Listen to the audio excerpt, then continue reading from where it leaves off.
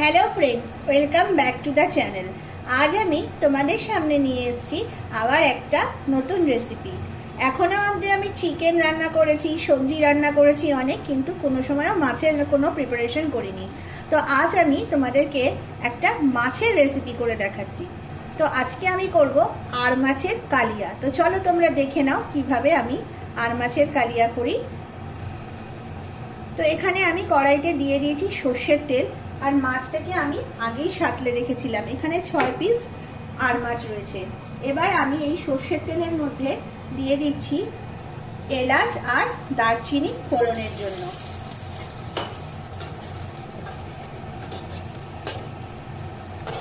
ফোড়নটা বেশ ভাজা ভাজা হয়ে এসছে। এবার আমি এর মধ্যে পেঁয়াজ, আদা আর রসুন একসাথে বেটে একটা পেস্ট করে নিয়েছি। এবার ওই তেলের মধ্যে আমি দিয়ে দেবো এই আদা রসুন পেঁয়াজের পেস্টটা।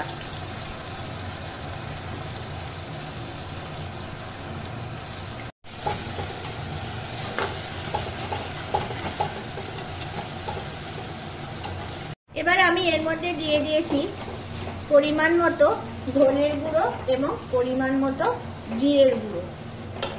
এবার আমি এর মধ্যে দিয়ে দেব একটু ঘি,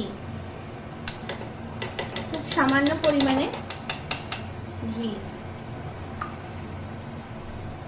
কেন কালিয়ার মধ্যে ঘি ছাড়া কিন্তু টেস্টটা ভালো লাগে না, আর আর মাছের মধ্যে তো ঘি ভীষণই ভালো লাগে। আর এবার এর মধ্যে আমি দিয়ে দিচ্ছি আমি দই, কাঁচা লঙ্কা আর শুকনো লঙ্কা দিয়ে একটা পেস্ট বানিয়ে রেখেছিলাম, সেই পেস্টটা দিয়ে এবার মশলাটাকে ভালো করে কষিয়ে নেব।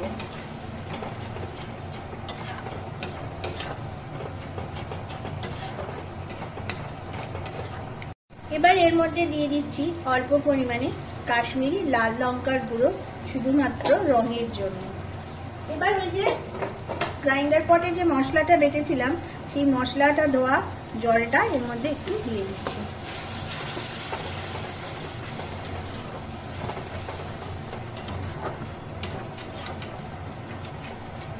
আর এটাকে ভালো করে কষিয়ে নেব। আমাদের এখানে মশলা কষানো কমপ্লিট, কারণ তোমরা দেখতে পাচ্ছ মশলা থেকে তেল রিলিজ করতে শুরু করেছে, মানেই আমাদের মশলা কষানো কমপ্লিট। এবার আমি এর মধ্যে দিয়ে দেবো একে একে সাঁতলে রাখা আর মাছগুলোকে।